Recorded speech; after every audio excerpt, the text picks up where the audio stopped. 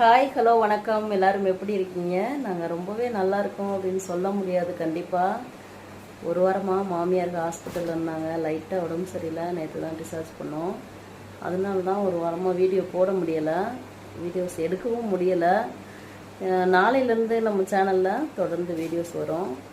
இன்றைக்கி லஞ்ச் கூட ஷார்ட்ஸ் எடுத்து வச்சுருக்கேன். அதுவுமே ரொம்ப சூப்பரான ரெசிபி.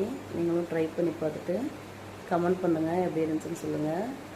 இப்போ வந்துட்டு ஒரு சூப்பரான ஜூஸ் ஒன்று போட்டு குடிச்சிக்கலாம் அப்படின்னு சொல்லிட்டு ரெடி ஆயாச்சு. ஆரம்பிக்கலாமா? இப்போ என்ன பண்ண போகிறோன்னா ஒரு சூப்பரான ஆரஞ்சு ஜூஸ் தான் போட போகிறோம். 2 ஆரஞ்சு எடுத்திருக்கேன். இது வந்துட்டு இம்போர்ட்டட் ஆரஞ்சு. இதில் இது இருக்காது, விதை இருக்காது. அதனால் அப்படியே கட் பண்ணிவிட்டு நம்ம ஜூஸ் போட்டுக்கலாம். இது இம்போர்ட்டட் ஆகிறதுனால இதில் சீடு அவ்வளோக்கா இருக்காது. சும்மா உள்ள 1-2 தான் இருக்கும்.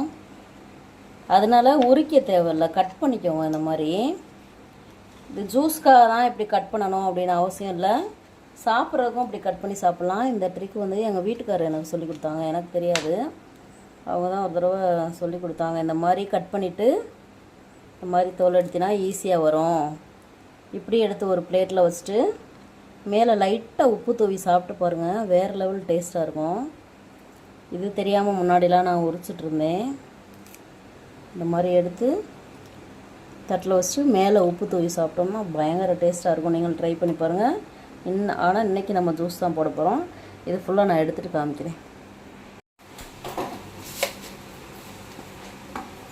ஆரஞ்சு ஃபுல்லாக தோல் எடுத்தாச்சு. இல்லை ஒரு 2-3 ஸ்பூனு சுகர் போட்டுக்கலாம். சுகர் இருக்கவங்களுக்கு நாட்டு சக்கரை போட்டு கொடுங்க. இதை நான் தம்பிக்கு போட்டனால நாட்டு சக்கரை போட்டால் சாப்பிட மாட்டான், அதனால் நான் சுகரே போட்டுக்கிறேன். நீங்கள் வேணுங்கிறவங்க நாட்டு சக்கரை போட்டுக்கோங்க. நான் வந்துட்டு டம்ளரில் ஃப்ரீசரில் தண்ணி ஊற்றி வச்சுருந்தேன். அது ஐஸ் கட்டியோடு ஆயிடுச்சுங்க பாருங்கள். ஃபுல்லாக ஐஸ் கட்டியாக இருக்குது. அதனால் தனியாக ஐஸ் கட்டி போடல, அப்படி இதவே அப்படி ஊற்றிக்கலாம். இப்படி ஐஸோடய இருக்குது பாருங்கள். இதை உடச்சி நம்ம போட்டுக்கலாம். ஐஸ் கட்டி போட தேவையில்ல. ஆரஞ்சுலாம் நல்லா அரைப்பட்டுச்சு. நம்ம வடிகட்டிட்டு நான் காமிக்கிறேன் உங்களுக்கு. ஆரஞ்சுலாம் நல்லா அரைப்பட்டுருச்சு. நல்லா வடிகட்டி எடுத்துக்கலாம். ஃபுல்லாக சூப்பரான ஆரஞ்சு ஜூஸ் ரெடி ஆயிரும். உங்களுக்கு இது கூலிங் பத்தலைன்னா, ஐஸ் பத்தலைன்னா ஐஸ் க்யூப் கூட எக்ஸ்ட்ரா சேர்த்துக்கோங்க.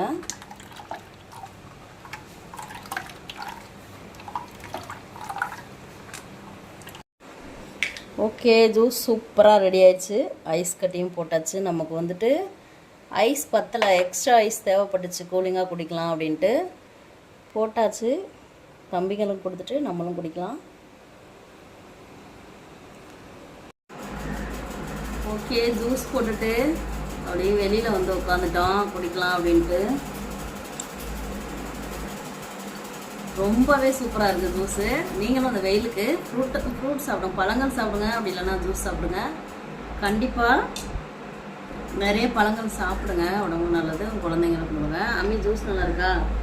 அம்மி பாருங்கள், கீழே விழுந்துட்டு ஸ்டாப்லர் பின் அடிச்சிருக்கோம் பாருங்கள்.